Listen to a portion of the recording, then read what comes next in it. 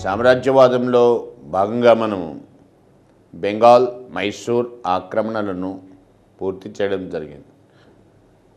ఆంగ్లేయులు దీని తర్వాత మహారాష్ట్ర మరాఠా కూటమి దీనిపై తమ దృష్టిని నిలపడం జరిగింది. అత్యంత బలమైన మరాఠా కూటమి 1761 మూడవ పానిపట్టు యుద్ధంతో కొంత ఎక్కువగా నష్టపోవడం జరిగింది. తేరుకోలేని దెబ్బ మరాఠాలు మూడవ పానిపట్టు యుద్ధంలో చవిచూడడం జరిగింది. ఎంత దెబ్బతిన్నా కానీ మరాఠాల శక్తి సామర్థ్యాలు అయితే పూర్తిగా సన్నగిలిపోలేదు. మూడవ పానిపట్టు యుద్ధం తర్వాత 4వ పీష్వా మాధవరావు ఈయన బాధ్యతలు చేపట్టడం జరిగింది. 1761 నుంచి 71 దాకా మాధవరావు 4వ పీష్వాగా బాధ్యతలు వహించాడు. మరాఠాల యొక్క గత వైభవాన్ని పునరుద్ధరించడానికి మాధవరావు శాయశక్తులా ప్రయత్నించాడు. ఆంగ్లేయులతో మైత్రి వహించాడు. ఎందుకంటే ఆంగ్లేయులతో శత్రుత్వం పెట్టుకునే స్థితిలో లేరు మరాఠాలు. కనుకనే మాధవరావు ఆంగ్లేయులతో మైత్రి వహించడం కూడా జరిగింది. మాధవరావు హయాంలోనే జోసెఫ్ మాస్టిన్ రాయబార బృందం ఇది కూడా ఆంగ్లేయుల తరఫున పీష్వా కొలువును దర్శించడం జరిగింది. అన్ని పరిస్థితులు మాధవరావు చక్కదిద్దుతున్న సమయంలోనే హఠాత్తుగా 1771లో మాధవరావు చనిపోవడం జరిగింది. మనకు ప్రశ్న రూపంలో ఇవ్వడం జరిగింది. ఎవరి హఠాత్ మరణం అనేది మూడవ పానిపట్టు యుద్ధానికంటే కూడా నిర్ణయాత్మకమైన ఫలితాలకు దారితీస్తుంది అంటే అది మాధవరావు యొక్క మరణం. మాధవరావు తర్వాత ఆయన సోదరుడు నారాయణరావు 1 సంవత్సరం పీష్వాగా వ్యవహరించాడు. 1771 నుంచి 72 మధ్య నారాయణరావు పీష్వాగా వ్యవహరించడం జరిగింది. అంటే నారాయణరావు 5వ పీష్వా అవుతాడు. నారాయణరావు భోన్స్లే చేత చంపబడ్డాడు. నారాయణరావు చనిపోయే సమయానికి ఆయనకి కొడుకులు లేరు. ఆయన మరణానంతరం జన్మించినటువంటి వాడు మాధవ నారాయణ్. మరాఠా కూటమిలో ఇప్పుడు పీష్వా కార్యాలయం అనేటువంటిది వంశపారంపర్యం. కాబట్టి మాధవ నారాయణే పీష్వాగా కొనసాగాలి అని ప్రకటించబడడం జరిగింది. ఇది భోన్స్లేకి సుతారము నచ్చని విషయమైందన్నమాట. ఎందుకంటే భోన్స్లే తనే పీష్వా కావాలనుకున్నటువంటి ప్రయత్నాలు ప్రారంభించాడు. కాబట్టి ఇది మొదటి ఆంగ్లో మరాఠా యుద్ధానికి మనము నేపథ్యంగా ప్రస్తావించవచ్చు. మరి ఇక్కడ మొదటి ఆంగ్లో మరాఠా యుద్ధానికి దారితీసిన పరిస్థితులు ఏమిటి? పీష్వాగా దలిచినటువంటి భోన్స్లే రహస్యంగా ఆంగ్లేయులతో ఒప్పందం కుదుర్చుకున్నాడు. 1775 సూరత్ ఒప్పందము, సూరత్ ట్రీటీ అంట. ఈ సూరత్ ఒప్పందం ప్రకారము governor of Bombay general Goddard ఆంగ్లేయుల తరఫున భోన్స్లేలకు మద్దతు పలకడానికి అంగీకరించాడు. అందుకు బదులుగా భోన్స్లే ఆంగ్లేయులకు పోర్చుగీసు వారి స్థావరాలుగా ఉన్నటువంటి సాల్సెటీ బెసాయ్ ఈ రెండు కూడా యాక్చువల్గా మరాఠాలు ఆక్రమించేసుకున్నారు 1739లో. ఆ రెండింటినీ కూడా ఆంగ్లేయులకు బదిలీ చేయడానికి అంగీకరించాడు. అంటే ఆంగ్లేయులకు భోన్స్లేకి మధ్య కుదిరినటువంటి సూరత్ ఒప్పందం ప్రకారము ఆంగ్లేయులకు మరాఠాలు సాల్సెటీ బెసైన్ ఇవ్వాలి. అందుకు బదులుగా బాంబే ప్రభుత్వము భోన్స్లేని పీష్వాగా ప్రకటిస్తుంది. ఇది ఒప్పందం అన్నమాట. కానీ ఈ ఒప్పందం గవర్నర్ జనరల్ వార్నే హేస్టింగ్స్కు ఆమోదయోగ్యం కాదు. ఆల్రెడీ ఆ టైంకే రెగ్యులేటింగ్ చట్టం వచ్చేసింది 1773. రెగ్యులేటింగ్ చట్టం ప్రకారం బెంగాల్కు గవర్నర్ జనరల్గా వ్యవహరిస్తాడు. బాంబే మెడ్రాస్ గవర్నర్లు ఆయన సూచనలు పాటించాలి. ఇక్కడ గవర్నర్ జనరల్ వార్నే హేస్టింగ్స్ మరాఠా రాజకీయాల్లో జోక్యం చేసుకోవడానికి సిద్ధంగా లేడు. కారణం ఏమిటంటే మరాఠా రాజకీయాల్లో జోక్యం చేసుకుంటే ఆంగ్లేయులు మరాఠాలకు వ్యతిరేకంగా పోరాడాల్సి వస్తుంది. అది హైదరాలీకి అనుకూలిస్తుంది. ఎందుకంటే ఆంగ్లేయులకు మైసూర్తో విభేదాలు అనేటువంటి పతాక స్థాయికి వచ్చేసాయి ఆల్రెడీ. హైదరాలీ అది అవకాశంగా తీసుకొని ఆంగ్లేయులపై యుద్ధం ప్రకటించే అవకాశం ఉంది. అందుకనే వార్నే హేస్టింగ్స్ సూరత్ సంధికి సుముఖంగా లేడు. ఇది గ్రహించే నానా మరాఠా రాజకీయాల్లో చిట్ట చివరి గొప్ప రాజనీతిజ్ఞుడు, గొప్ప పాలనాధ్యక్షుడు చెప్పదగినవాడు నానా ఫడ్నవీస్. నానా ఫడ్నవీస్ బాల్యంలో ఉన్నటువంటి పీష్వా అంటే చిన్నవాడైనటువంటి పీష్వా తరఫున తనే అధికారాలు చేపట్టాడు. నానా పీష్వాకి ప్రతినిధిగా వ్యవహరించాడు. Nana Phadnavis Warren Hastings, governor general Warren హేస్టింగ్స్తో ప్రత్యేకంగా ఒక ఒప్పందం కుదుర్చుకుంటాడు. దాన్నే మనం 1777 పురందర్ సంధి అంటాం. ఈ పురందర్ సంధి ప్రకారము ఆంగ్లేయులు మరాఠా రాజకీయాల్లో జోక్యం చేసుకోకుండా తటస్థ వైఖరి అవలంబిస్తే అందుకు బదులుగా సాల్సెట్టి ఇవ్వబడుతుంది. ఆంగ్లేయులకు సాల్సెట్టి ఇవ్వబడుతుంది. ఇది నానా ఆంగ్లేయులకు చేసినటువంటి ప్రమాణం. బదులుగా వార్న్ హేస్టింగ్స్ మాధవ్ నారాయణ్ని పీష్వాగా గుర్తించడానికి అంగీకరించాడు. కానీ ఇక్కడ బాంబే గవర్నర్ జనరల్ గోడాడ్ అంతకుముందే 1775లో సూరత్ సంధి చేసుకున్నాడు. ఆ సంధిని అనుసరించి గోడాడ్ గవర్నర్ జనరల్ సూచనలను పక్కన పెట్టి ఏకపక్షంగానే నిర్ణయం తీసుకున్నాడు. మరాఠాలపై యుద్ధం ప్రకటించాడు బాన్స్లేకి మద్దతుగా. ఇది మొదటి ఆంగ్లో మరాఠా యుద్ధం యొక్క ప్రారంభ దశ అని చెప్పచ్చు. ఎప్పుడైతే బాంబే గవర్నర్ గోడాడ్ ఆంగ్లేయులపై మరాఠాలపై యుద్ధం ప్రకటించాడో పీష్వా తరఫున నానా, మాదాజీ, సింధియా వీళ్ళు యుద్ధంలో పాల్గొనాల్సి వచ్చింది. ఇక్కడ మొదటిసారిగా జరిగినటువంటి యుద్ధంలో మరాఠాలు గొప్ప విజయమే సాధించారు. జనరల్ గోడాడ్ యొక్క సైన్యాలు ఓడించబడ్డాయి. జనరల్ గోడాడ్ విధిలేని పరిస్థితుల్లో వేద్గామ్ అనేటువంటి సంధికి అంగీకరించాల్సి వచ్చింది. ఈ సంధి ద్వారా ఆంగ్లేయులు తమ యొక్క వర్తక ప్రయోజనాలు దెబ్బతినిపోయే పరిస్థితిని తెచ్చుకున్నారు. బాంబే ప్రెసిడెన్సీలో ఇదంతా కూడా జరిగిన పరిణామం అంతా కూడా గవర్నర్ జనరల్ వార్న్ హేస్టింగ్స్కు చాలా సమస్యాత్మకంగా మారింది. ఎందుకంటే ఆంగ్లేయులు ఓడిపోవడం అంటే అది గవర్నర్ జనరల్ బాధ్యతే అవుతుంది. అందుకనే గవర్నర్ జనరల్ వార్న్ హేస్టింగ్స్ సుతారము ఇష్టం లేకపోయినప్పటికీ కూడా ఆంగ్లేయులతో మరాఠాలతో యుద్ధం చేయాల్సిన పరిస్థితి వచ్చింది. వార్న్ హేస్టింగ్స్ పురందర్ సంధిని రద్దు చేసుకొని ఆంగ్లేయులపై యుద్ధం ప్రకటించాడు. ఎప్పుడైతే వార్న్ హేస్టింగ్స్ ఆంగ్లేయులపై మరాఠాలపై యుద్ధం ప్రకటించాడో అదే అవకాశంగా చేసుకొని హైదర్ అలీ ఆంగ్లేయులపై యుద్ధం ప్రకటించాడు.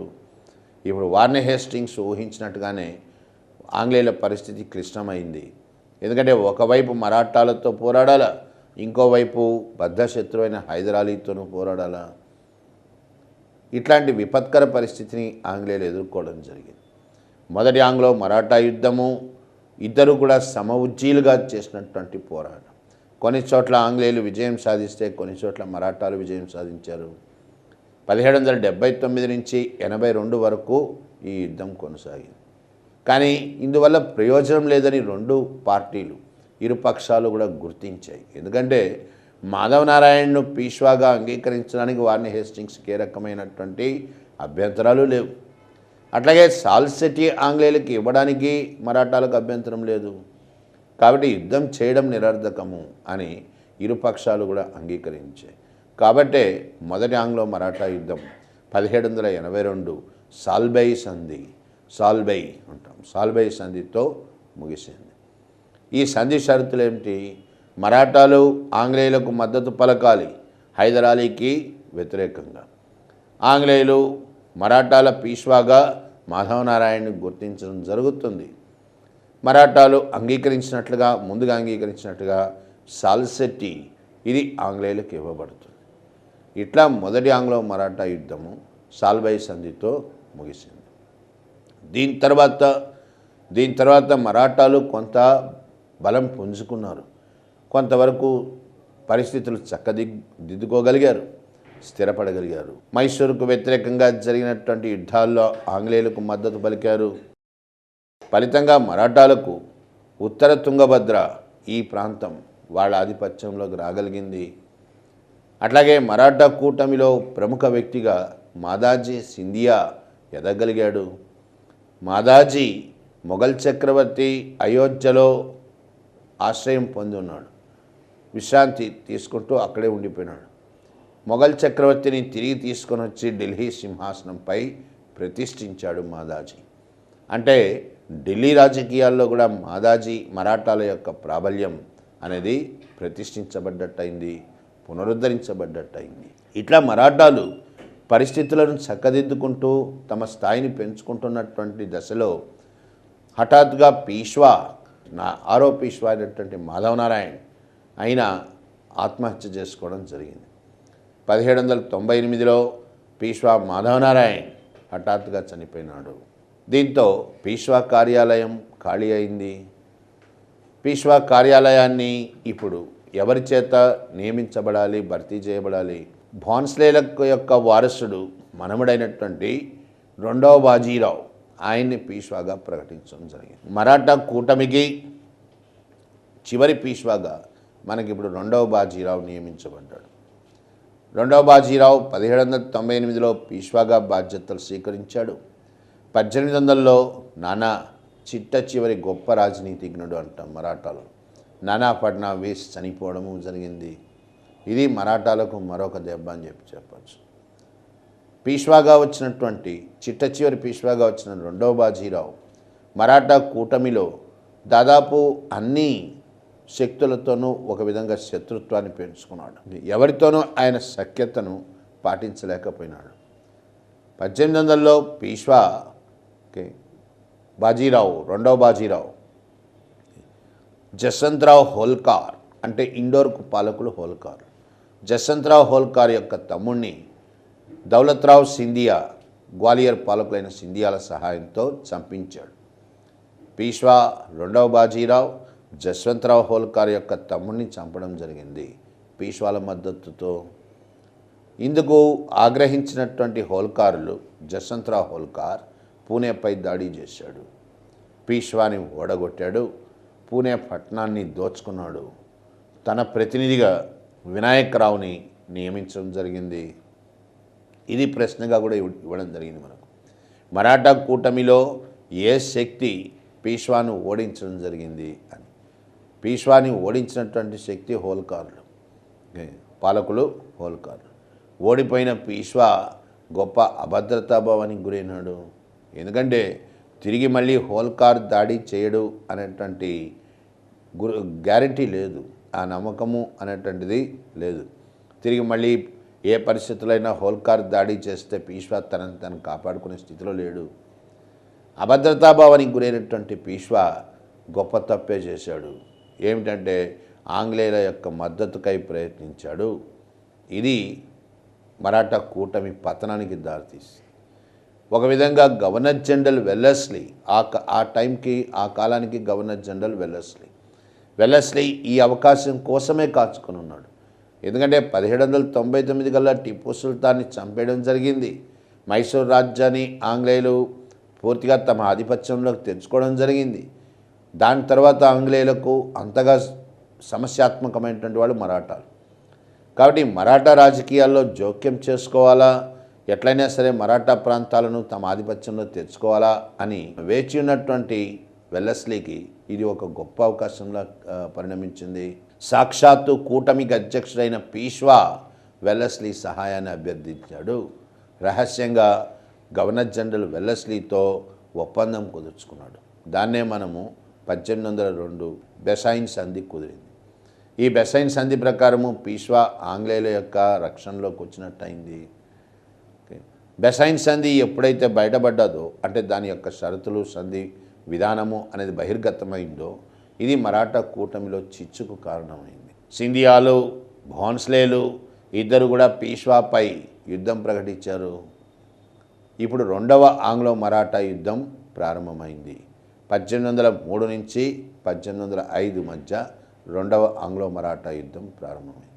యుద్ధానికి కారకుడు పీష్వానే. ఆయన చేసుకున్న స్వయం కృతాపరాధమే యుద్ధానికి దారితీసింది. ఆయనకు వ్యతిరేకంగా భోన్స్లే మరియు సింధియాలు ఎప్పుడైతే యుద్ధం ప్రకటించారో, గవర్నర్ జనరల్ వెల్లెస్లీ పీష్వా తరఫున యుద్ధంలో ప్రవేశించాల్సి వచ్చింది. అదే కావాలని ఆంగ్లేయులు కూడా కోరుకున్నది.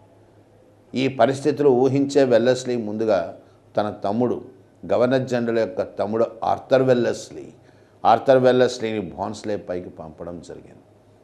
లార్డ్ లేక్ను సింధియా పైకి పంపడం జరిగింది. భోన్స్లే మరియు సింధియా ఇద్దరు కూడా ఓటమి పాలైపోయినారు. ఓడిపోయినటువంటి భోన్స్లేలు సైన్య సహకార పద్ధతికి అంగీకరించాల్సి వచ్చింది. బాన్స్లేల రాజ్యం మహానది దాకా విస్తరించింది ఒరిస్సాలో. అంత సువిశాలమైనటువంటి రాజ్యాలు కూడా ఇప్పుడు ఆంగ్లేయుల వశమైపోయినాయి. ఓడిపోయిన బాన్స్లేలు సైన్య సహకార పద్ధతికి అంగీకరించారు. అట్లాగే సింధియా, లార్డ్ లేక్ చేతిలో సింధియా ఓడిపోయినాడు. సింధియా రాజ్యము ఆగ్రా దాకా విస్తరించున్నది. ఢిల్లీలో కూడా సింధియాలు మొఘల్ చక్రవర్తి రక్షకులుగా చలామణి అవుతున్నారు. అట్లాంటి సింధియా ఓడిపోవడం రాజకీయాల్లో ఒక చాలా కీలకమైన మార్పు. లార్డ్ లేక్ సింధియా చేత సైన్య సహకార పద్ధతికి ఒప్పించాడు. ఆగ్రా దాకా ఉన్నటువంటి సింధియా రాజ్యం ఆంగ్లేయుల వశమైంది. లార్డ్ లేక్ ఢిల్లీలో ప్రవేశించాడు. మొఘల్ చక్రవర్తి రెండవ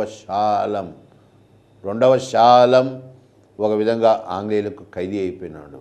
ఎర్రకోటలో బంధించబడ్డట్టయినాడు. ఎందుకంటే ఇప్పుడు మొఘల్ చక్రవర్తి ఆంగ్లేయుల రక్షణలోకి వచ్చేయడం జరిగింది. వెల్లెస్లీ విజయోత్సాహం, ఎందుకంటే ఆయన ఊహించలేదు ఇంత తొందరగా మరాఠా కూటమిపై ఆంగ్లేయులకు ఆధిపత్యం ఏర్పడుతుందని. ఈ విజయోత్సాహంలోనే లార్డ్ వెల్లెస్లీ గవర్నర్ జనరల్ హోల్కార్ పైకి కూడా ఆంగ్లేయులను లార్డ్ లేక్ను ఉసిగొల్పాడు. కానీ ఇక్కడ చిత్రంగా హోల్కార్ చేతిలో లేక్ ఓడిపోయినాడు.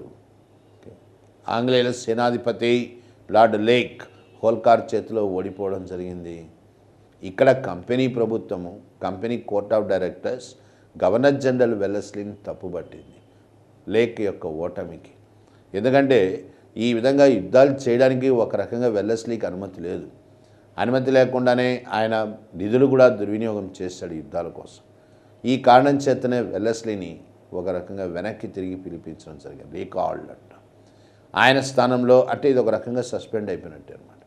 ఆయన స్థానంలో లార్డ్ మింటో 1 అంటాం, ఎందుకంటే మనకి ఇంకొక మింటో కూడా వస్తాడు తర్వాత. మొదటి మింటో అంటాం. మింటో 1 గవర్నర్ జనరల్గా నియమించబడ్డాడు. మింటో లార్డ్ లేక్కి మరో అవకాశం ఇచ్చాడు. ఎట్లన్నా కానీ హోల్కార్ని ఓడించాలి అనేది ఆంగ్లేయుల ప్రయత్నం. ఈ రెండవ ప్రయత్నంలో లేక్ హోల్కార్ని ఓడించడం జరిగింది. ఓడిపోయిన హోల్కార్ సట్లెస్ నదిని దాటి పంజాబ్లో ప్రవేశించాడు. ఎందుకంటే ఆ కాలం నాటికి పంజాబ్కి పాలకుడు రంజీత్ సింగ్. ఆంగ్లేయులు భయపడింది అంటే టిప్పు సుల్తాన్, హైదరాలీ టిప్పు సుల్తాన్ తర్వాత రంజీత్ సింగ్. అంత గొప్ప పాలనాధ్యక్షుడు, భారతదేశంలో ఒక రకంగా అతి పెద్ద సామ్రాజ్యాన్ని ఏర్పరిచినటువంటి వాడు, ఆస్ట్రియాలోనే రెండవ అత్యంత బలమైన సైన్యాలను కలిగిన వాడు రాజా రంజీత్ సింగ్. అందుకనే హోల్కార్ ఎట్టి పరిస్థితుల్లో ఆంగ్లేయులు పంజాబ్లో అడుగు పెట్టరు అనేటువంటి నమ్మకంతోనే సట్లెస్ నదిని దాటాడు. హోల్కార్ని వెంటాడుతూ లేక్ ఈయన కూడా సట్లెస్ నదిని దాటడానికి ప్రయత్నిస్తాడు. అక్కడ రంజీత్ సింగ్ ఆంగ్లేయులను సవాల్ చేయడం జరిగింది. కాబట్టి సట్లెస్ నది ఆంగ్లేయులకు రంజీత్ సింగ్కి మధ్య ఒక గుర్తింపు అంటే సరిహద్దుగా కూడా గుర్తించడం జరిగిందన్నమాట. చివరకు హోల్కార్ కూడా సైన్య సహకార పద్ధతికి అంగీకరించడం జరిగింది. అంటే మరాఠా కూటమిలో సైన్య సహకార పద్ధతికి అంగీకరించిన మొట్టమొదటివాడు పీష్వా, చిట్ట చివరివాడు హోల్కార్ అయినాడు. ఎందుకంటే హోల్కార్ కంటే ముందే గైక్వాడ్లు 1804కే సైన్య సహకార పద్ధతికి అంగీకరించడం జరిగింది. ఇట్లా రెండవ ఆంగ్లో మరాఠా యుద్ధం ముగిసే సమయానికి మరాఠా కూటమి అనేటువంటిది విచ్ఛిన్నమైపోయింది, నిర్వీర్యమైపోయింది అని చెప్పచ్చు. కూటమి ఆంగ్లేయుల వశంలోనే ఉంది. ఇక ఏం జరగాల అనేది అదంతా కూడా యాదృచ్ఛికమే.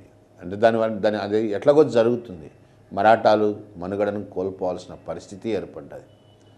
1818 మూడవ ఆంగ్లో మరాఠా యుద్ధము. మూడవ ఆంగ్లో మరాఠా యుద్ధానికి కూడా కారకుడు పీష్వానే అయినాడు. చిట్ట చివరి పీష్వా అయిన రెండవ బాజీరావు గైక్వాళ్లతో శత్రుత్వం పెట్టుకున్నాడు. బరోడా పాలకుడైన గైక్వాళ్లు తమ రాయబారిగా గంగాధర శాస్త్రి ఈయన్ని పీష్వా కొలువుకు పంపడం జరిగింది. పీష్వా అనుచరుడైనటువంటి త్రయంబక్జీ డెంగలే ఈ గంగాధర శాస్త్రిని చంపేశాడు. గైక్వాళ్లు ఆంగ్లేయులకు మంచి స్నేహితులు. ఆంగ్లేయులను గైక్వాళ్లు ద్రోహి మరియు నిందితుడు అయినటువంటి త్రయంబక్జీ డెంగలేని పట్టి అప్పగించాల్సిందిగా కోరారు. కానీ త్రయంబక్జీ డెంగలేకు పీష్వా ఆశ్రయం ఇచ్చాడు.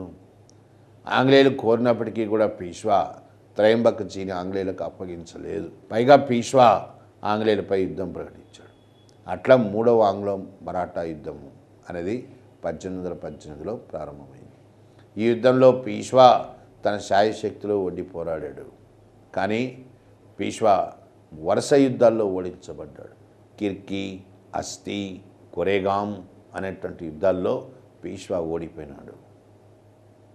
మరాఠా కూటమి అనేటువంటిది రద్దు చేయబడ్డది. మూడవ ఆంగ్లో మరాఠా యుద్ధ ఫలితాలు ఏమిటి అంటే మరాఠా కూటమి రద్దయిపోయింది. పీష్వాకు భరణం ఇవ్వబడ్డం జరిగింది. చిట్ట చివరి పీష్వా రెండవ బాజీరావు కాన్పూర్ దగ్గరుండేటువంటి బెతూర్ అనేటువంటి పట్టణానికి పంపివేయబడ్డాడు. మరాఠా కూటమిని అధికారపూర్వకంగానే రద్దు చేయడం జరిగింది. చివరి పీష్వా రెండవ బాజీరావు, ఆయనకు పిల్లలు లేరు. అందుకనే రెండవ బాజీరావు నానాసాహెబ్ను దత్తు తీసుకున్నాడు.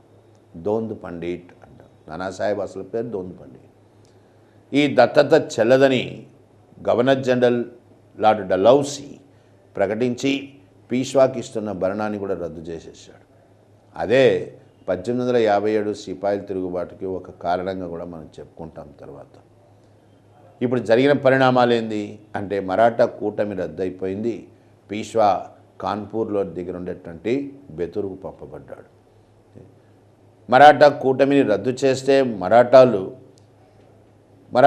చాలా సున్నిత మనస్కులు. ఏ క్షణంలోనైనా మరీ మరాఠా ఉద్యమం అనేది ప్రారంభమయ్యే అవకాశం ఉంది. అందుకనే ఆంగ్లేయులు మరాఠాలకు ప్రాతినిధ్యం వహించడానికి గాను సతారా అనేటువంటి ఒక చిన్న రాజ్యాన్ని ఏర్పరిచారు. సతారాకు పాలకుడుగా ప్రతాప్ సింగ్, ఏ డిస్టెంట్ రిలేటివ్ ఆఫ్ శివాజీకి దూర బంధువు అవుతాడు ప్రతాప్ సింగ్, ఆయన నియమించారు. ఇదంతా ఎందుకంటే కేవలం స్టాప్ గ్యాప్ అంటే తాత్కాలికమైనటువంటి చర్యలు ఇవన్నీ కూడా. వాళ్ళ పరమోద్దేశం ఎటనా సతారాను కూడా ఆక్రమించేయడం, మరాఠాల రాజ్యాన్ని పూర్తిగా తమ ఆధిపత్యంలో తెచ్చుకోవడం. వాస్తవంగా ఇదే జరిగింది. 1848లో ప్రతాప్ సింగ్ తొలగించబడ్డాడు. సతారా ఆంగ్లేయుల వశమైపోయింది. ఇది మరాఠాలకు సంబంధించినంత వరకు మన మోడర్న్ ఇండియాలో జరిగినటువంటి పరిణామాలు. ఇక సామ్రాజ్యవాదానికి చివరి ప్రయత్నంగా ఆంగ్లేయులు పంజాబ్ని ఆక్రమించడం జరిగింది. మరి పంజాబ్ చరిత్ర ఏంది? పంజాబ్ చరిత్ర మనకు సిక్కు గురువులతోనే ప్రారంభమవుతుంది. గురు నానక్ మొదటి సిక్కు గురువుగా మనం ప్రస్తావించడం జరిగింది. గురు నానక్ తర్వాత వచ్చినాడు గురు అంగద్. గురు అంగద్ సిక్కులకు గురుముఖి అనేటువంటి లిపిని అందించాడు. స్క్రిప్ట్ అంటాం. గురు నానక్ యొక్క జీవిత చరిత్ర, జనం సఖి, దీన్ని రచించడము జరిగింది. ఆయన తర్వాత వచ్చినవాడు గురు అమర్దాస్, మూడవ సిక్కు గురు అమర్దాస్. మూడవ సిక్కు గురు అమర్దాస్ ఆనంద్ సిక్కులు సంతోష సమయంలో ఆలపిస్తారు. ముఖ్యంగా వివాహ సందర్భాలు ఇట్లప్పుడు వాళ్ళు గానం చేసేది ఆనంద్. దీన్ని రచించడము జరిగింది. గురు అమర్దాస్ సిక్కులకు ఒక కొత్త విధానాన్ని ప్రవేశపెట్టాడు. మంజీ విధానము అంట. ఏంది మంజీ విధానం అంటే? మంజీ విధానము అంటే గురువు బోధనలు వ్యాప్తి చేయడానికి కొంతమంది శిష్యులను నియమించడం అన్నమాట. ఆయన తర్వాత వచ్చినవాడు గురు అమర్దాస్. గురు అమర్దాస్ తర్వాత గురు రామ్దాస్. గురు రామ్దాస్ ఈయన హయాంలో అక్బర్ చక్రవర్తి రామ్దాస్ కూతురుకు 5 బిగాలు అంటే దాదాపు 500 ఎకరాల భూమిని ఇస్తాడు. ఆ భూమిలోనే అమృత్సర్, సంతోఖ్సర్ అనేటువంటి చెరువుల నిర్మాణం జరుగుతుందన్నమాట. సరోవరాలు, పవిత్రమైనటువంటి జలాలతో కూడిన సరోవరాలు అని అర్థం అన్నమాట. గురు రామ్దాస్ మసంద్ సిస్టమ్. ఏంది మసంద్ విధానం అంటే డొనేషన్లు కలెక్ట్ చేయడం, విరాళాలు కలెక్ట్ చేయడం, విరాళాలు సేకరించడం, సిక్కు మతం నిర్వహణకు వ్యాప్తికి. దీన్నే మసంద్ అంటాం. ఈ విధానాన్ని ప్రవేశపెడతాడు. ఆయన తర్వాత వచ్చినవాడు 5వ సిక్కు గురు అర్జున్ దేవ్. అర్జున్ దేవ్ సిక్కులకు పరమ పవిత్రమైనటువంటి గురు గ్రంథ సాహిబ్ అంటాం, ఆది గ్రంథం. దీన్ని కంపోజ్ చేశాడు, దీన్ని సమకూర్చాడు అన్నమాట. ఇక్కడే 5వ సిక్కు గురువుకు జహంగీర్కు మధ్య కూడా అభిప్రాయ భేదాలు వస్తాయి. మొఘల్ చక్రవర్తి జహంగీర్, ఎందుకంటే 5వ సిక్కు గురు సచ్చా పాద్షా తనే నిజమైన చక్రవర్తి అని అర్థం వచ్చేటువంటి బిరుదుతో ఉన్న బిరుదును తీసుకుంటాడనమాట. అది జహంగీర్కి నచ్చలేదు. పైగా ఆది గ్రంథంలో కొన్ని సూక్తులు, ఖురాన్ సూక్తుల్ని కూడా జత చేయాలి అని జహంగీర్ సూచిస్తాడు. అది గురువు పాటించలేదు. పైగా గురువు జహంగీర్ యొక్క మొదటి కొడుకు ఖుస్రోకు మద్దతు పలుకుతున్నాడు. ఇది కూడా జహంగీర్కు నచ్చని విషయమైంది. ఈ కారణాల చేతనే మొఘల్ చక్రవర్తి జహంగీర్ 5వ సిక్కు గురు అర్జున్ దేవ్ను చంపడానికి ఆజ్ఞలు జారీ చేశాడు. మొట్టమొదటి సిక్కు గురుగా చంపబడ్డవాడు 5వ సిక్కు గురు అయిన అర్జున్ దేవ్. ఇది సిక్కుల్లో గొప్ప అలజడికి కారణమైంది. 6వ సిక్కు గురు గురు హరగోబింద్ సిక్కుల మధ్య సోదరభావం పెంపొందించే విధంగా అకాళీ తఖ్త్ సిక్కుల సోదరభావం అన్నమాట, దానికి ప్రతీకగా అకాళీ తఖ్త్ను స్థాపించాడు. గురు హరగోబింద్ హయాంలో సిక్కులకు మొఘలులకు మధ్య యుద్ధాలు చోటు చేసుకున్నాయి. హరగోబింద్ అమృత్సర్లో హర్మిందర్ సాహిబ్ అనేటువంటి నిర్మాణాన్ని చేపట్టాడు. లోహగర్ అనే కోటను నిర్మించి, దీని తర్వాత మనకు 7, 8 సిక్కు గురువులు వస్తారు. గురు హరిరాయ్, గురు హరికిషన్ అత్యంత చిన్న వయసులోనే గురువు అవుతాడు. 5 ఏళ్ళకే గురువు అవుతాడు. ఆయనకు మసూచి సోకడం వల్ల స్మాల్ పాక్స్ అనగా చిన్న వయసులోనే చనిపోవడం కూడా జరుగుతుంది. ఆయన తర్వాత వచ్చినవాడు తేగ్ బహదూర్, 9వ సిక్కు గురు తేగ్ బహదూర్ ఔరంగజేబుకు కొంతకాలం అత్యంత సన్నిహితుడుగా మెలిగాడు. మొఘలుల మన్సబ్దారుగాను వ్యవహరించాడు. కానీ దురదృష్టవశాత్తు ఇద్దరి మధ్య తిరిగి అభిప్రాయ భేదాలు తలెత్తాయి. ఎందుకంటే ఔరంగజేబ్ 1675లో జిజియాను పునరుద్ధరించాడు. ఇది గురువు సహించలేని విషయమైంది. ఇద్దరి మధ్య అభిప్రాయ భేదాలు వచ్చాయి. 9వ సిక్కు గురు అయిన తేగ్ బహదూర్ ఔరంగజేబ్ చేత చంపబడ్డాడు. ఇది సిక్కుల్లో తీవ్ర అలజడికి దారితీసింది. 10వ సిక్కు గురు అయినటువంటి గురు గోబింద్ సిక్కుల సమావేశాన్ని నిర్వహించాడు. ఆనందపూర్ సాహీబ్ తీర్మానము చేశాడు. దీంట్లో భాగంగానే సిక్కులైన వాళ్ళు 2 కత్తులు ధరించాలి. గురువు ముఖ్యంగా 2 కత్తులు ధరిస్తాడు. మెరీ, ఫిరి అనే కత్తులు ధరించాలి. ప్రతి సిక్కు కూడా 5 కేలు ధరించాలి. 5 కేలు అంటే కేష్, కృపాన్, కంగా ఇట్లా 5 ధరించడం అన్నమాట. 5 కేలతో వచ్చేటువంటి ధరించాలి. మొట్టమొదటిసారిగా గురు గోబింద్ హయాంలో సిక్కులు ఒక డివోషనల్ సెక్ట్, అంటే దైవాన్ని ఆరాధించేటువంటి సిక్కులు సమాజం కాస్త పోరాట పటిమ కలిగిన శక్తిగా మారింది. A devotional sect being converted into a martial race, పోరాట పటిమ కలిగిన జాతిగా రూపొంది. దాన్నే మనం ఖల్సా అంటాం. సిక్కు సిద్ధ సైన్యం ఖల్సా. ఇది గోబింద్ హయాంలో ఏర్పాటైందన్నమాట. గురు గోబింద్ దురదృష్టవశాత్తు నాందేడ్, మనకు మహారాష్ట్రలో నాందేడ్ అని, అక్కడ చంపబడ్డాడు అన్నమాట. అక్కడే మనకు సిక్కు గురుద్వారా కూడా, గొప్ప గురుద్వారా వెలిసింది కూడా. దీంతో గురువులు అనే వాళ్ళ యొక్క యుగం ముగిసింది సిక్కిజంలో 10వ సిక్కు గురువుతో. గురు గోబింద్ తర్వాత మనకు గురువులు లేరు. చిట్ట చివరి సిక్కు నాయకుడు అని చెప్పుకోదగినటువంటి వాడు పంజాబ్లో సిక్కులకు బందా నాయకత్వం వహించడం జరిగింది. బందా బహదూర్ మొఘలులకు వ్యతిరేకంగా సిక్కులను సమీకరించి యుద్ధాలు చేశాడు. 1715లో బందా మొఘల్ చక్రవర్తి ఫరూక్ సియర్కు పట్టుబడ్డాడు. అట్లా బందా బహదూర్ 1715లో ఉరిదీయబడ్డం జరిగింది. దీని తర్వాత పంజాబ్ మిస్సిల్స్ అనగా జిల్లాలు దాదాపు 12 జిల్లాలుగా విడిపోయింది. ఈ మిస్సిల్స్, వీటిలో బంగీ మిస్సిల్ ఇది అత్యంత బలమైనటువంటిది. సుఖర్ చెకియా మిస్సిల్ ఇది అన్నిటికంటే చిన్నది. మిసిల్ అంటే అరబిక్ పదం జిల్లా అని అర్థం. ఇక్కడి నుంచి మనకు రాజా రంజీత్ సింగ్ ఆయన ఆవిర్భావం ప్రారంభమవుతుంది. పంజాబ్ చరిత్ర ఆయన చుట్టే పరిభ్రమిస్తుంది. మరి ఎవరు రాజా రంజీత్ సింగ్? 1780 నుంచి 1839 దాకా దాదాపు 59 ఏళ్ళు, అంటే 60 ఏళ్ల వరకు రంజీత్ సింగ్ యొక్క ప్రభావం మనకు పంజాబ్లో కనిపిస్తుంది అన్నమాట. రాజా రంజీత్ సింగ్ గుజ్రాన్వాలా అనే చోట జన్మిస్తాడు 1780లో. గుజ్రాన్వాలా సుఖర్ చెకియా మిస్సిల్కి చెందిన ప్రాంతం. సుఖర్ అంటే షుగర్ అనుకోవచ్చు, చక్కెర అని కూడా అంటాం మనం, పంచదార అని. ఇది చాలాసార్లు అడగబడినటువంటి ప్రశ్న కూడా. రాజా రంజీత్ సింగ్ ఏ మిస్సిల్కి చెందినటువంటి వాడు అని, అంటే ఏ జిల్లాకు చెందినవాడు. సుఖర్ చెకియా మిస్సిల్కి చెందినటువంటి వాడు. 17 ఏళ్ల ప్రాయంలో రంజీత్ సింగ్, అంటే 1797 ఆ సంవత్సరం ఇరాన్ పాలకుడైనటువంటి జమాన్ షా భారతదేశంపై దాడికి వస్తాడు. ఆ సమయంలో రంజీత్ సింగ్ జమాన్ షాకి మద్దతు పలకడం జరిగింది.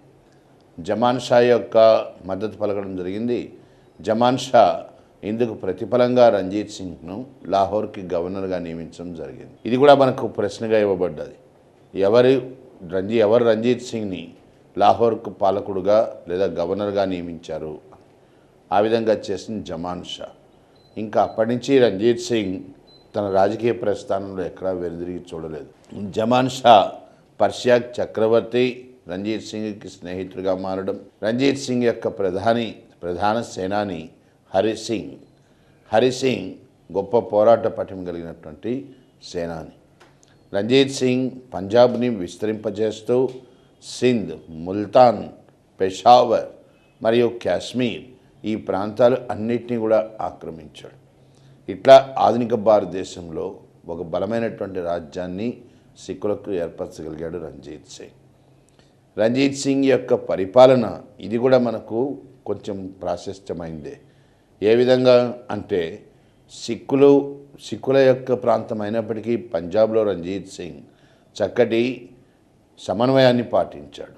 పలు మతాల మధ్య ముస్లింలు, హిందువులకు ప్రధానమైనటువంటి పదవులు ఇచ్చాడు. దీనానాథ్ మరియు అజీజుద్దీన్ ఇట్లాంటి వాళ్ళు ఆయన మంత్రివర్గంలో చేర్చుకోబడడం జరిగింది. వారికి ఉన్నత పదవులు ఇవ్వడం జరిగింది. రంజీత్ సింగ్ సైనిక నిర్వహణ దీనికి చాలా ప్రాధాన్యతనిచ్చాడు. పంజాబ్లోని సిక్కు సైన్యాలకు శిక్షణ ఇవ్వడానికి గాను జర్మన్లు, ఇటాలియన్లు వంటి విదేశీయుల్ని వినియోగించాడు. దాంతో సిక్కు సైన్యం దీన్నే ఫౌజ్ ఖాస్ అని పిలవడం జరిగింది. ఇది ఆసియాలోనే చెప్పుకోదగినటువంటి సైన్యాల్లో ఒకటిగా మారింది. బ్రిటిష్ సైన్యాన్ని సవాల్ చేయగలిగిన స్థితిలో ఉండేది. రంజీత్ సింగ్కి ఆంగ్లేయులకు మధ్య సత్సంబంధాలే ఏర్పడ్డాయి. కారణం ఏమిటి అంటే రంజీత్ సింగ్ పర్షియన్లకు స్నేహితుడు. పర్షియన్ల ద్వారా ఆయన రష్యా సహాయాన్ని కూడా పొందే అవకాశం ఉంది. ఎందుకంటే పర్షియన్లకు రష్యన్లకు చక్కటి స్నేహ సంబంధాలు ఉన్నాయి కాబట్టి. ఒకవేళ రంజీత్ సింగ్పై దాడి చేయడం అంటే జరిగితే చివరకు రష్యా భారత రాజకీయాల్లో ప్రవేశించే అవకాశం ఉంది. అందుకనే ఆంగ్లేయులు రంజీత్ సింగ్ బతుకున్నంతకాలం పంజాబ్ వైపు కన్నెత్తి చూడడానికి కూడా సాహసించలేదన్నమాట. రంజీత్ సింగ్తో స్నేహాన్నే కోరుకున్నారు. యూసఫ్ అలీ రాయబారాన్ని పంపారు. రంజీత్ సింగ్ కొలువుకు అలెగ్జాండర్ బర్న్స్ గొప్ప బహుమానాలను తీసుకుని రావడం కూడా జరిగింది. ఎంపరర్ విలియమ్స్ ద్వారా ఈ బహుమానాలు రంజీత్ సింగ్కి చేర్చబడ్డాయి. ఎంపరర్ విలియమ్స్ పంపగా అలెగ్జాండర్ బర్న్స్ ద్వారా చేర్చబడ్డాయి అన్నమాట. అలాగే రంజీత్ సింగ్ ఆయనకు ఆరోగ్యం ఎప్పుడు సరిగా ఉండేది కాదు. అందుకనే ఆంగ్లేయులు డాక్టర్ ముర్రే అనే ఒక వైద్యుడిని కూడా రంజీత్ సింగ్ కొలువుకు పంపడం జరిగింది. ఇంతకుముందే ప్రస్తావించాం మనం. ఆంగ్లో మరాఠా యుద్ధాలు జరుగుతున్నప్పుడు ఓడిపోయినటువంటి ఇండోర్ పాలకుడు హోల్కార్ సట్లెజ్ నదిని దాటి రంజీత్ సింగ్ యొక్క రాజ్యంలో ప్రవేశించాడు అని. హోల్కార్ను వెంటాడుతూ లేక్ కూడా సట్లెజ్ నదిని దాటడానికి ప్రయత్నిస్తాడు. ఆ ప్రయత్నాన్ని రంజీత్ సింగ్ సవాల్ చేయడం జరిగింది. దీన్నే మనము తర్వాత ఏమని చెప్పుకున్నాము అంటే సట్లెజ్ నది ఆంగ్లేయులకు రంజీత్ సింగ్కి మధ్య సరిహద్దుగా పరిగణించబడ్డది. దీన్ని ధృవీకరిస్తూ 1809లో అమృత్సర్ సంధి అనే సంధి కూడా చేసుకోబడ్డది. గవర్నర్ జనరల్ మింటో మరియు రంజీత్ సింగ్ మధ్య ఈ సంధి కుదిరింది. దాన్ని అనుసరించి సట్లెజ్ సరిహద్దుగా గుర్తించబడ్డది. 1832లో పర్షియాలో ఒక సంక్షోభం తలెత్తింది. పర్షియాలో అంతర్యుద్ధం ప్రారంభమైంది. దోస్త్ మొహమ్మద్ మరియు షుజా అనేటువంటి ఇద్దరి మధ్య పర్షియాలో రాజకీయ సంక్షోభం చోటు చేసుకుంది, అంతర్యుద్ధం. దీంట్లో షుజా రాజా రంజీత్ సింగ్ మరియు ఆంగ్లేయుల మద్దతును ఆశించాడు. రంజీత్ సింగ్ ఆంగ్లేయుల తరఫున గవర్నర్ జనరల్ విలియం బెంటింగ్ ఇద్దరు కూడా షుజాకు మద్దతు ప్రకటించారు. వీరి సహకారంతో అధికారంలోకి వచ్చిన షుజా రాజా రంజీత్ సింగ్కు కోహినూర్ వజ్రం బహుకరించడము జరిగింది. ఇట్లా రంజీత్ సింగ్ బతుకున్నంత కాలము కూడా ఆంగ్లేయులు రంజీత్ సింగ్తో గొప్ప స్నేహాన్ని ప్రదర్శించారు, సహనాన్ని కనబరిచారు. వారు రంజీత్ సింగ్ యొక్క మరణం కొరకే వెయిట్ చేసే పరిస్థితి ఏర్పడ్డాయి. అంటే రంజీత్ సింగ్ చనిపోయిన తర్వాత పంజాబ్ను ఆక్రమించుకునే ఉద్దేశం క్రమంగా ఆంగ్లేయులకు బలపడింది. రంజీత్ సింగ్ చనిపోయిన తర్వాత పంజాబ్లో ఒక రకంగా అరాచక పరిస్థితులు తలెత్తాయి.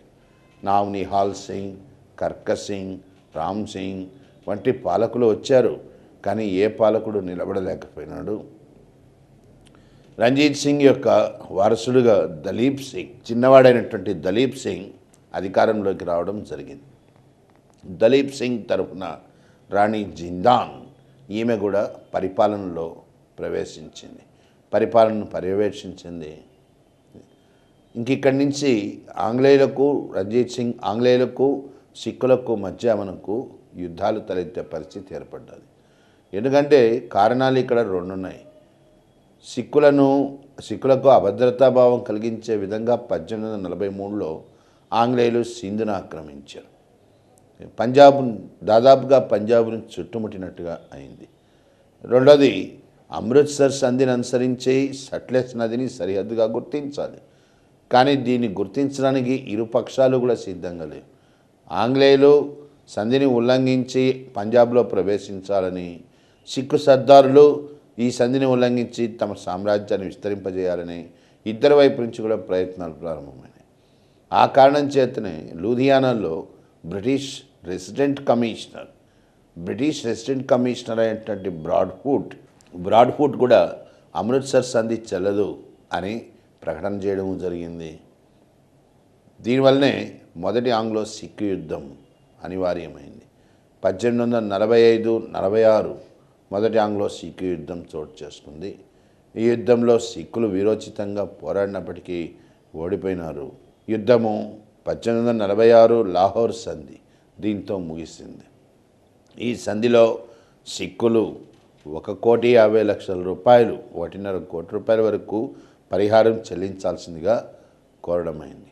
అందుకు బదులుగా సిక్కులు కొంత మేరకు, సగం మేరకు, దాదాపు 75 లక్షల వరకు సిక్కులు పరిహారంగా చెల్లించారు. మిగిలిన పరిహారం నిమిత్తం సిక్కులు కాశ్మీర్ను ఆంగ్లేయులకు దారదత్తం చేశారు. ఇదే కాశ్మీర్ను ఆంగ్లేయులు రాజా గులాబ్ సింగ్ కుటుంబానికి అమ్మివేయడం జరిగింది. వారి ద్వారా 1 కోటి రూపాయల దాకా ఆంగ్లేయులు తిరిగి పొందడం జరిగింది. అప్పటి నుంచి కాశ్మీర్కు పాలకులుగా గులాబ్ సింగ్ వంశం కొనసాగుతూ వచ్చింది. మన భారతదేశానికి స్వతంత్రం వచ్చే కాలం నాటికి కాశ్మీర్ పాలకుడైన హరిసింగ్ ఈ గులాబ్ సింగ్ వంశానికి చెందినటువంటి వాడే. ఇట్లా సిక్కులు కాశ్మీర్ని కోల్పోయినారు, పరిహారాన్ని చెల్లించారు. ఇదేగాక ఈ లాహోర్ సంధికి అనుబంధంగానే భైరావ్ వాల్ సంధి అని ఇంకో సంధి కూడా జరుగుతుంది. ఆ సంధిలో రాణి జిందాన్ పూర్తిగా ఆంగ్లేయులకు ఆమె లొంగిపోయినట్టుగా అయింది. ఈ సంధిని అనుసరించి ఆంగ్లేయులు పంజాబ్లో ప్రవేశించేటువంటి అధికారాన్ని కూడా పొందగలిగారు. లాహోర్లో తమ సైన్యాలను మోహరించగలిగారు. రాణి జిందాన్ ఆంగ్లేయుల రక్షణను పొందే పరిస్థితి ఏర్పడ్డది. ఆమెను ఆంగ్లేయులు తొలగించడము జరిగింది, వారణాసికి పంపేయడము జరిగింది. ఇట్లా సిక్కులు పూర్తిగా తమ యొక్క ఆధిపత్యాన్ని పంజాబ్లో కోల్పోయే పరిస్థితి వారే తెచ్చుకున్నట్టుగా అయింది. దీని తర్వాత రెండవ ఆంగ్లో సిక్కు యుద్ధము 1848-49లో మళ్ళీ రెండవ ఆంగ్లో సిక్కు యుద్ధం ప్రారంభమైంది. కారణం ఏంది అనంటే 1848 నాటికి మనకు డలౌసీ గవర్నర్ జనరల్గా రావడం జరిగింది. డల్హౌసీ గొప్ప సామ్రాజ్యాకాంక్ష కలిగినవాడు. ఏ అవకాశం వచ్చినా సిక్కులతో యుద్ధానికి సిద్ధంగా ఉన్నాడు గవర్నర్ జనరల్ డల్హౌసీ.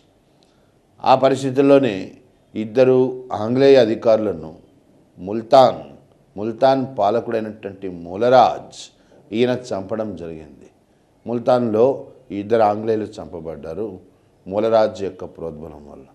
దాన్ని అవకాశంగా తీసుకొని గవర్నర్ జనరల్ డల్హౌసీ సిక్కులపై యుద్ధం ప్రకటించాడు. ఈ యుద్ధంలో కూడా సిక్కులు వీరోచితమైన పోరాటం చేశారు. కానీ సిక్కుల పరాభవాన్ని ఎదుర్కోక తప్పలేదు. ఫలితాలు ఏంటి అంటే, రెండవ ఆంగ్లో సిక్కు యుద్ధం తర్వాత పంజాబ్ మొత్తం కూడా ఆంగ్లేయుల వశమైంది. దలీప్ సింగ్ పదవీచ్యుతం చేయబడ్డాడు. అట్లా పదవిని కోల్పోయిన దలీప్ సింగ్ లండన్లోనే స్థిరపడ్డాడు. క్రైస్తవాన్ని ఆయన అనుసరించడం కూడా జరిగింది. పంజాబ్ మొత్తాన్ని కూడా ఒక బోర్డు, అంటే ఒక పరిపాలనా బోర్డుకు అప్పచెప్పడం జరిగింది. Sir Henry Lawrence, sir John Lawrence వీడి సోదరులు. Sir John Lawrence chief commissioner of పంజాబ్గా నియమించబడ్డాడు. సర్ జాన్ లారెన్స్ గొప్ప పరిపాలనను అందించాడు పంజాబ్కి. ఆయన పర్యవేక్షణలో పంజాబ్ అనతి కాలంలోనే అత్యంత ఐశ్వర్యవంతమైనటువంటి ప్రాంతంగా తీర్చిదిద్దబడ్డది బ్రిటిష్ ఇండియాలో. ఆ కారణం చేతనే సర్ జాన్ లారెన్స్ యొక్క సేవలకు గుర్తింపుగా సిక్కులు 1857 సిపాయిల తిరుగుబాటు కాలంలో ఆంగ్లేయులకు మద్దతుగానే నిలిచారు. ఆంగ్లేయులను సిక్కులు వ్యతిరేకించలేదు. ఇట్లా పూర్తిగా పంజాబ్ ఆంగ్లేయుల వశమైపోయింది. ఈ చాప్టర్ ముగించే లోపల మనకు కొన్ని చిన్న ఇతర రాజ్యాలు కూడా వస్తాయి. ఏమిటా ఇతర రాజ్యాలు? ఓకే, సామ్రాజ్యవాదంలో భాగంగా బ్రిటిష్ వారి హయాంలో వెలుగులోకి వచ్చి కొన్ని రాజ్యాలు తమ మనుగడను కొనసాగించుకోగలిగాయి. కొన్ని క్రమంగా ఆంగ్లేయుల వశము అయిపోయాయి. ఇట్లా వచ్చినటువంటి రాజ్యాల్లో మొట్టమొదటిగా ప్రస్తావించదగింది హైదరాబాద్ సంస్థానం. హైదరాబాద్ సంస్థానము, స్వతంత్ర హైదరాబాద్ ఆధునిక భారతదేశంలోనే అతిపెద్ద స్వదేశీ సంస్థానం. 1724లో అసాఫ్జా నిజాం ఉల్ ముల్క్ హైదరాబాద్ సంస్థానాన్ని స్థాపించడం జరిగింది. ఆల్రెడీ మనము కర్ణాటక యుద్ధాలు ప్రస్తావించేటప్పుడు హైదరాబాద్ సంస్థానంలో ఏం జరిగిందో కూడా మనం ప్రస్తావించాం.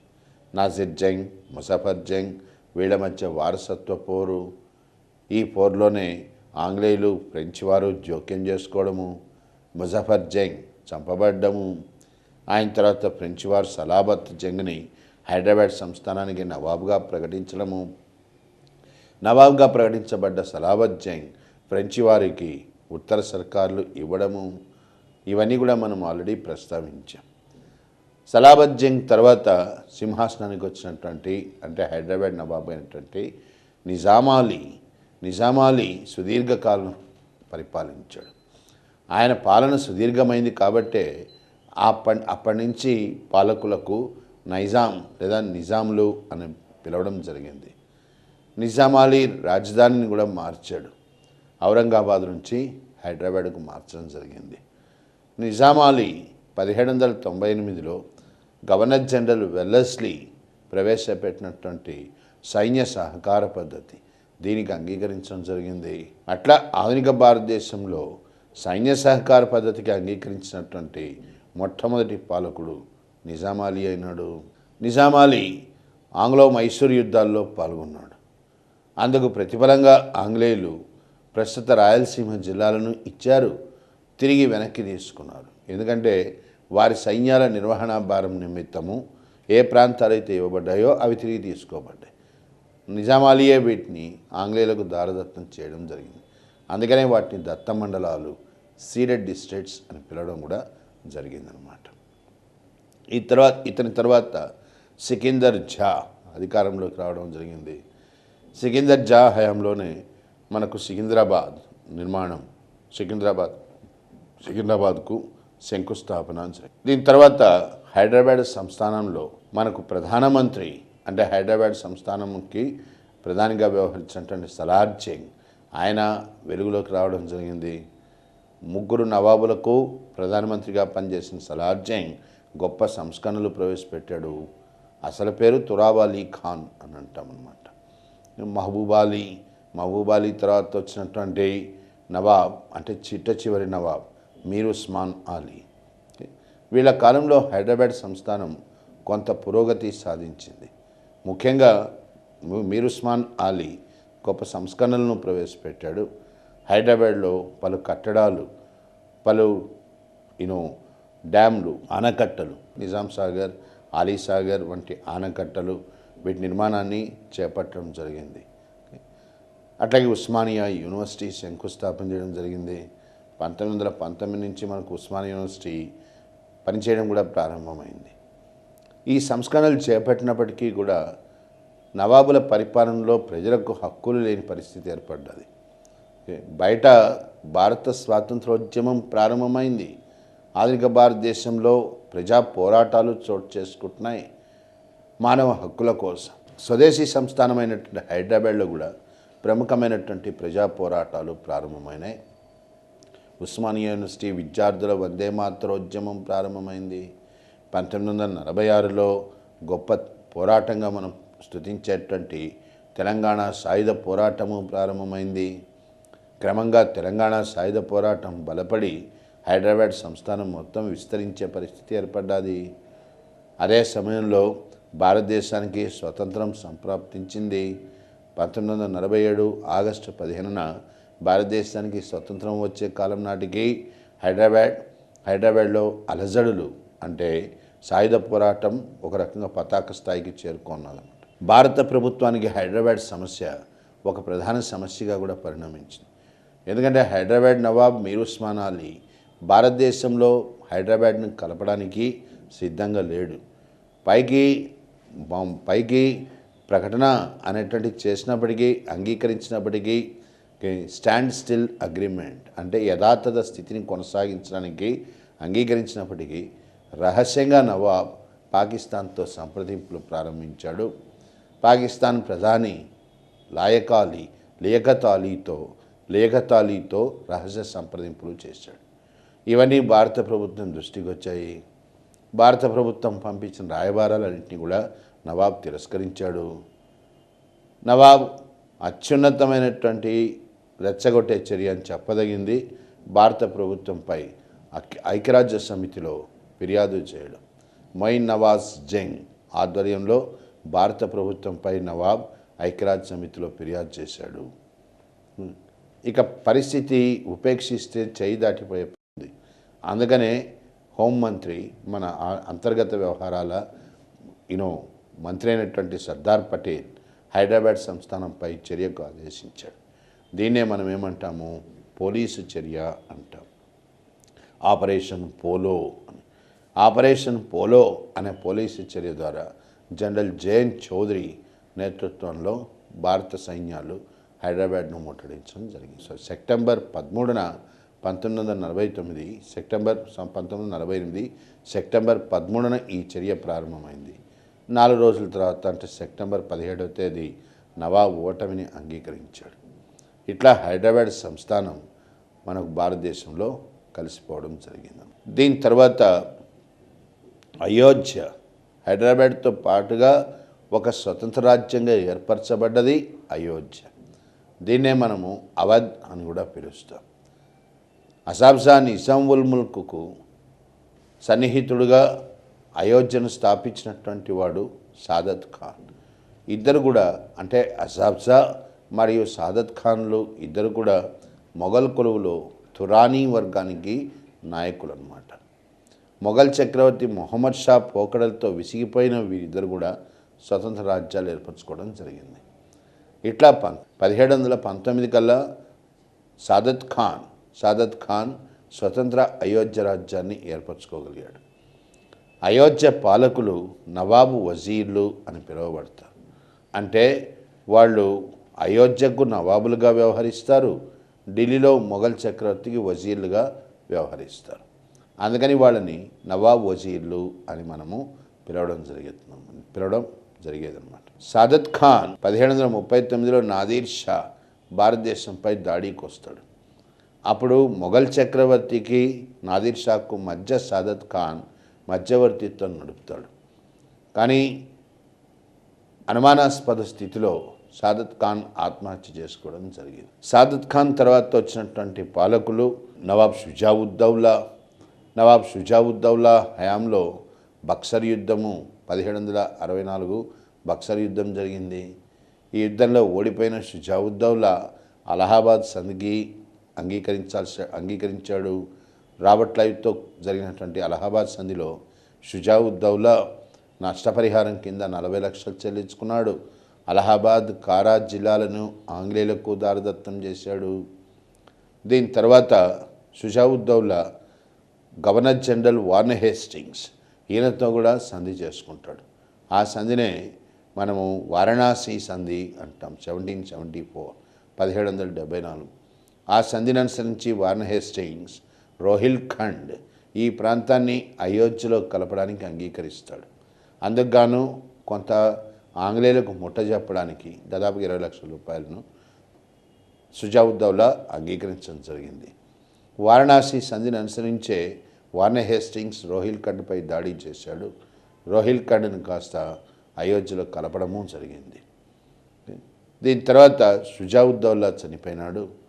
ఆయన వారసుడుగా వచ్చినటువంటి అసఫుద్దౌలాకి ఏ అయితే చెల్లిస్తామో అని అంగీకరించారో అది చెల్లించలేకపోయినాడు. ఆ కారణం చేతనే Warren Hastings Begums of Awadh రాణులపై కొంత అరాచకాలకు పాల్పడ్డాడు. ఇది జరిగిన తర్వాత మనకు అయోధ్య చరిత్రలో చెప్పుకోదగినటువంటి పాలకుడు చిట్ట చివరి వాడైనటువంటి నవాబ్ వజీద్ అలీ చక్కటి పరిపాలనను అందించాడు. కళలు వీటి పట్ల అభిరుచి కలిగిన వజీద్ అలీ ఆధునిక భారతదేశంలోనే మొట్టమొదటి ఓపెన్ ఎయిర్ ఆడిటోరియం అంట దేనికి పెర్ఫార్మింగ్ ఆర్ట్స్ ఆ కళలకు ప్రదర్శన ఇవ్వడానికి మొట్టమొదటి ఓపెన్ ఎయిర్ ఆడిటోరియం కూడా అయోధ్యలో నిర్మించడం జరిగింది. పరిపాలన బాగున్నప్పటికీ ఆంగ్లేయులు ముఖ్యంగా గవర్నర్ జనరల్ డలౌసీ అయోధ్య నవాబైన వజీద్ అలీపై అభియోగాలు మోపడం జరిగింది. మాల్ అడ్మినిస్ట్రేషన్ అసమర్థ పరిపాలన అనేటువంటి అభియోగంతో వజీద్ అలీని తొలగించడం జరిగింది. 1856లో అయోధ్య ఆక్రమణ జరిగింది. అయోధ్య ఆక్రమణ జరగడం సిపాయిల తిరుగుబాటుకు ఒక ప్రధాన కారణంగా కూడా చెప్పచ్చు మనం. సిపాయిల తిరుగుబాటుకి సిపాయిల తిరుగుబాటు అప్పుడు అయోధ్య ఒక ప్రధాన కేంద్రంగా కూడా మనం ప్రస్తావించబోతున్నాం తర్వాత. ఇట్లా అయోధ్య తన ఉనికిని కోల్పోయి బ్రిటిష్ సామ్రాజ్యంలో అంతర్భాగమైంది. దీని తర్వాత ఇంకా చిన్న చిన్న రాజ్యాలు వస్తాయి. స్వతంత్ర జైపూర్ సంస్థానం ఏర్పడ్డది. జైపూర్ సంస్థానం మహారాజా సవాయి జై సింగ్ ఈయన యొక్క హయాంలో ఏర్పడ్డది. జైపూర్ పాలకుడైన సవాయి జై సింగ్ మనకు అస్ట్రానమీ ఖగోళ శాస్త్రం దీంట్లో ఆయన గొప్ప ఆసక్తిని కనబరిచాడు. జంతర్ మంతర్లు అంటాం, ఆస్ట్రానామికల్ అబ్జర్వేటరీస్ పరిశోధనాశాలలు వీటిని కూడా ఆయన నిర్మించడం జరిగింది. జైపూర్ స్వతంత్ర రాజ్యంగానే కొనసాగుతూ వచ్చింది. అట్లాగే భరత్పూర్ అంటే జాట్లు. ఉత్తరప్రదేశ్లో హర్యానాలో మనకు జాట్లు చాలా బలమైన సామాజిక వర్గం. వృత్తిరీత్యా ఎక్కువ మంది జాట్లు వ్యవసాయదారులు. వీరు ఔరంగజేబ్ హయాంలోనే మొఘల్ చక్రవర్తిపై తిరుగుబాట్లు చేశారు. గోకుల్, చూరామల్, బదన్ సింగ్ వీళ్ళంతా కూడా ప్రముఖ జాట్ నాయకులు అన్నమాట. జాట్లు స్వతంత్ర భరత్పూర్ సామ్రాజ్యాన్ని నిర్మించడం జరిగింది. ఈ స్వతంత్ర భరత్పూర్ రాజ్యంలో మనకు ప్రముఖంగా ప్రస్తావించదగినటువంటి పాలకుడు సూరజ్మల్కి అతన్ని మనము జాట్లకు అరిస్టాటిల్ అని మనము ప్రస్తావించడం జరిగింది. The Aristotle of Jats, Aristotle కాదండి, ప్లేటో ఆఫ్ జాట్స్ అని సూరజ్మల్ను మనం ప్రస్తావించడం జరిగింది. సూరజ్మల్ హయాంలోనే జాట్లు సికింద్రాలో ఉండేటువంటి అక్బర్ సమాధి దీనిపై దాడి చేశారు. సమాధిని అపవిత్రం చేశారు. అది కూడా ఒక క్వశ్చన్గా ఇచ్చారు. ఎవరి హయాంలో జాట్లు సికింద్రాలోని అక్బర్ సమాధిపై దాడి చేసి దాన్ని ధ్వంసం చేయడం జరిగింది అని. అది జరిగింది సూరజ్మల్ హయాంలో జరిగిందనమాట. ఇట్లా భరత్పూర్ సంస్థానం ఇది కూడా స్వతంత్ర సంస్థానంగానే కొనసాగింది. అట్లాగే దక్షిణాదిలో మనకు ట్రావెంకోర్ తిరువనంతపురం మొట్టమొదటిసారిగా ఆంగ్లో మైసూర్ యుద్ధాల్లో వెలుగులోకి వచ్చింది. స్వతంత్ర ట్రావెంకోర్ సంస్థానం, దీనికి స్థాపకుడు రాజా మార్తాండవర్మ గొప్ప సంస్కరణలను ప్రవేశపెట్టాడు. ట్రావెంకోర్ సంస్థానము ఆధునిక భారతదేశ స్వదేశీ సంస్థానాల్లోకెల్లా ఇంగ్లీషు విద్యను మొట్టమొదటిసారిగా ప్రవేశపెట్టినటువంటి మొట్టమొదటి సంస్థానమైంది. అట్లాగే సతీ సహగమనాన్ని కూడా ఇది నిషేధించినటువంటి మొట్టమొదటి సంస్థానము ట్రావెంకోర్ సంస్థానం. రాజా రవివర్మ, మనము ఆధునిక భారతదేశంలో చిత్రకళకు పితామహుడిగా మనము ఈయన్ని కీర్తిస్తాం. The father of modern Indian painting అంటాం. రాజా రవివర్మ మార్తాండవర్మ కులువుకు చెందినటువంటి వాడు అన్నమాట. ఇట్లా ట్రావెంకోర్ సంస్థానము చెప్పుకోదగ్గ పురోగతిని సాధించింది. ఆంగ్లేయులకు మద్దతు పలికింది మైసూర్ సంస్థానానికి వ్యతిరేకంగా. కానీ హైదరాలీ టిప్పు సుల్తాన్లు చనిపోయిన తర్వాత ఆంగ్లేయులు ఈ సంస్థానం పైన దాడులు చేయడం జరిగింది. 1805లో వేలుతంబి, ద దివాన్ ఆఫ్ ట్రావెంకోర్ సంస్థానానికి ఆయన దివాన్. ఆయన ఆంగ్లేయుల యొక్క విధానాలకు వ్యతిరేకంగా తిరుగుబాటు చేశాడు. వేలుతంబి ఉరిదీయబడ్డాడు. 1805లోనే ట్రావెంకోర్ సంస్థానాన్ని ఆంగ్లేయులు తమ వశం చేసుకోవడం జరిగింది. ఇట్లా స్వదేశీ సంస్థానాల్లో కొన్ని మనం ప్రముఖంగా ప్రస్తావించాల్సి వచ్చిందన్నమాట. దీంతో భారతదేశంలో ఆంగ్లేయుల యొక్క సామ్రాజ్యవాదం అది విస్తరించినటువంటి తీరు, ఇది మనము చర్చించడం జరిగింది. సామ్రాజ్యవాదం ముగియగానే దీనికి అనుబంధంగా మనకు ప్రారంభం అవుతున్నటువంటిది వలసవాదం. ఏమిటి వలసవాదం అంటే, సామాన్యంగా మనకు సామ్రాజ్యవాదం, వలసవాదం ఈ రెండింటినీ కూడా పర్యాయ పదాలుగా వాడుతుంటారు. కానీ రెండింటి మధ్య స్పష్టమైనటువంటి తేడా ఉంది. సామ్రాజ్యవాదం అంటే ఒక బలమైన రాజ్యం వేరొక రాజ్యంపై తన బలాన్ని ప్రదర్శిస్తూ రాజకీయపరమైన నియంత్రణ చేస్తుంది, ఆ ప్రాంతాన్ని ఆక్రమిస్తుంది, పరిపాలిస్తుంది. దీన్ని మనం క్లుప్తంగా సామ్రాజ్యవాదం అని చెప్పవచ్చు. వలసవాదం అంటే రాజకీయపరమైనటువంటి ఆక్రమణే కాదు, ఆక్రమించబడినటువంటి ప్రాంతంలో అన్ని రంగాలలోనూ కూడా మార్పులు తీసుకురాబడతాయి. అంటే వలసవాదంలో కేవలం రాజకీయపరమైన నియంత్రణే కాదు, సామాజిక, ఆర్థిక, మత, సాంస్కృతిక రంగాలన్నింటిలో కూడా ఆక్రమిత దేశం ఏ దేశమైతే ఆక్రమించబడ్డదో అది మార్పులకు లోనవుతుంది. ఈ మార్పులు అనేటువంటివి బలమైన రాజ్యం యొక్క అవసరాలకు తగ్గట్టుగా మార్పులు చేయబడుతూ వస్తాయి. అంటే ఏ రాజ్యమైతే ఆక్రమించుకుంటుందో ఆ రాజ్యం తన అవసరాలకు అనుగుణంగా ఆక్రమిత రాజ్యంలో మార్పులు చేస్తుంది. అట్లా చేయబడితే అది వలసవాదం అవుతుంది. మనకు భారతదేశంలో కూడా బ్రిటిష్ సామ్రాజ్యవాదంతో పాటుగా చోటు చేసుకున్నది వలసవాదం. వలసవాదం 3 దశలలో మనకు వృద్ధి చెందింది అని చెప్పచ్చు. ఇక్కడ వలసవాదం ఒక దశలో కనిపించినట్టుగా ఇంకొక దశలో కనబడదు. అందుకనే వలసవాదం ప్రాంత ప్రాంతానికి మారుతుంది, మారుతున్న అవసరాల దృష్ట్యా కూడా మారుతూ ఉంటుంది.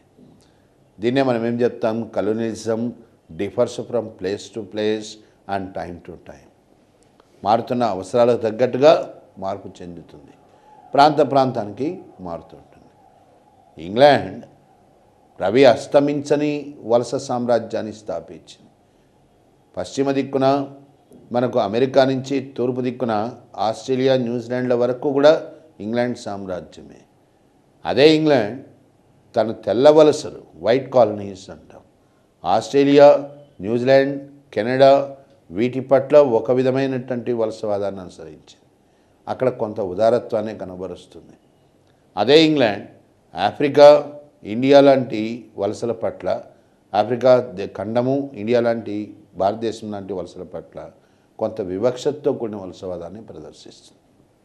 అందుకనే వలసవాదం దేశ దేశానికి మారుతుంది, కాలానికి తగ్గట్టుగా, అవసరాలకు తగ్గట్టుగా మారుతుంటుంది. ఇది దాని అర్థం అన్నమాట. భారతదేశంలో వలసవాదం 3 దశల్లో అభివృద్ధి చెందింది. ఏమిటా 3 దశలు అంటే, మొట్టమొదటిది మర్కంటైల్ క్యాపిటలిజం అంటాం.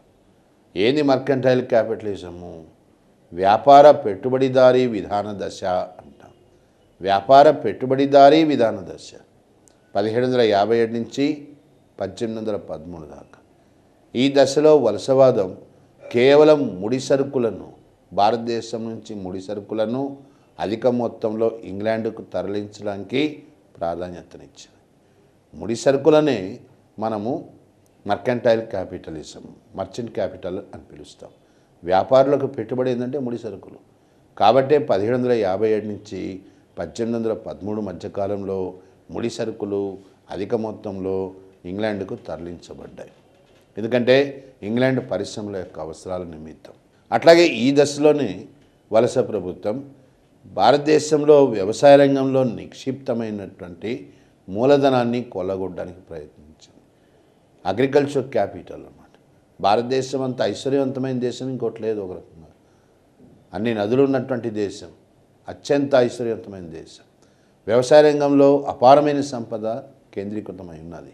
ఈ సంపదను కొల్లగొట్టడానికే ఈ దశలో ప్రయత్నాలు జరిగాయి. అందుకు గాను 3 విధానాలు వచ్చాయి. ఏమిటా 3 విధానాలు? జమీందారీ విధానము, రైత్వారీ విధానము, మహల్వారీ విధానం. ఈ 3 భూమి శిస్తు విధానాలను ఈ దశలోనే ప్రవేశపెట్టడం జరిగిందన్నమాట. 1793 కల్లా జమీందారీ విధానం అమల్లోకి వచ్చింది. 1802, 1803 నాటికి రైత్వారీ విధానం ప్రవేశపెట్టారు.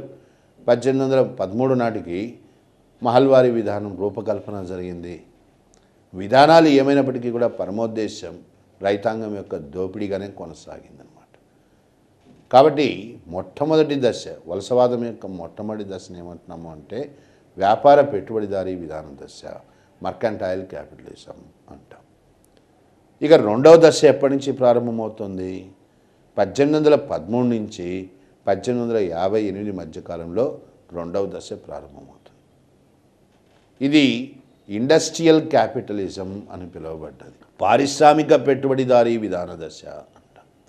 ఏది పారిశ్రామిక పెట్టుబడిదారీ విధాన దశ అంటే, ఈ దశలో ఇంగ్లాండ్ భారతదేశాన్ని కేవలం ముడి సరుకులు అందించే దేశంగానే కాకుండా ఇంగ్లాండ్లో తయారైనటువంటి పారిశ్రామిక ఉత్పత్తులను కొనుగోలు చేసే దేశంగా కూడా మార్చింది.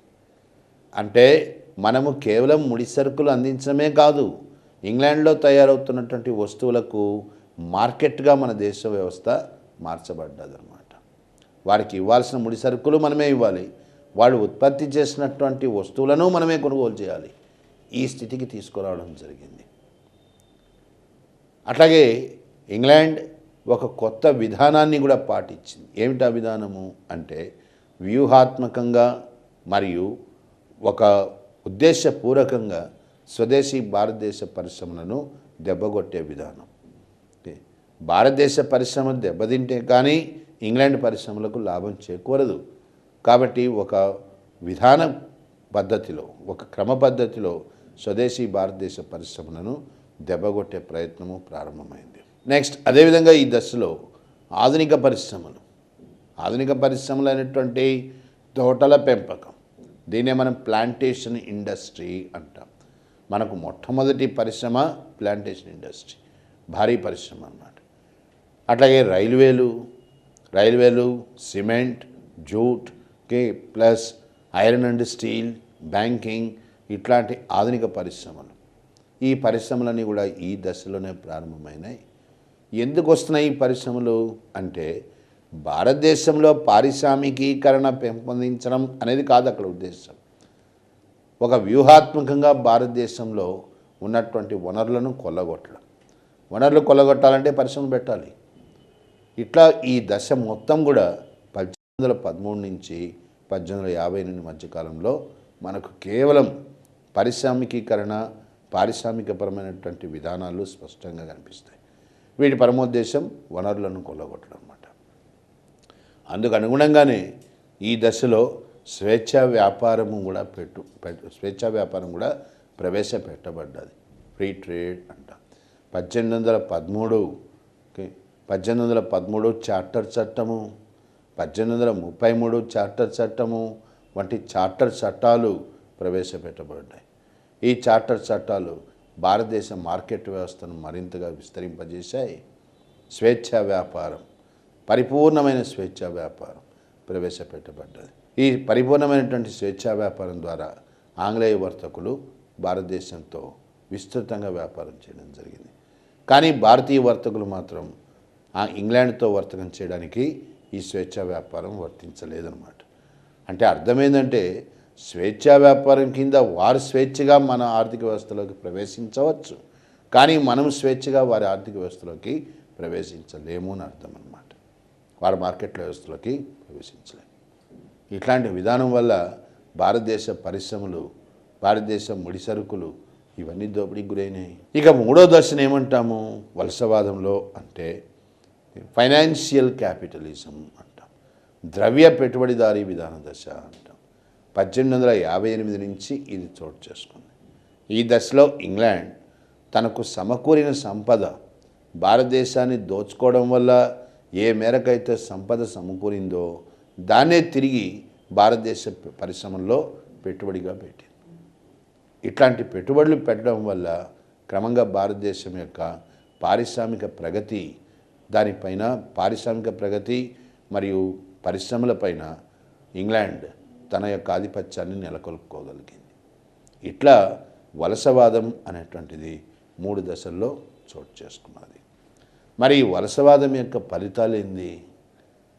ఫలితాలు అంటే గ్రామీణ వ్యవస్థలో రెవెన్యూ విధానం వల్ల వ్యవసాయ రంగంలో వచ్చిన మార్పులు, పట్టణ వ్యవస్థలో వ్యాపార వాణిజ్య విధానాల వల్ల వచ్చిన మార్పులు, వీటన్నిటినీ కలిపి మనము ఫలితాల కింద మనము పరిశీలించాల్సి ఉంటుంది. ఎందుకంటే ఈ నేపథ్యం తెలుసుకోకుండా ఆధునిక భారతదేశంలో వచ్చిన ఏ మార్పుని, ఏ సంఘటనని కూడా మనము పూర్తి స్థాయిలో అర్థం చేసుకోలేము.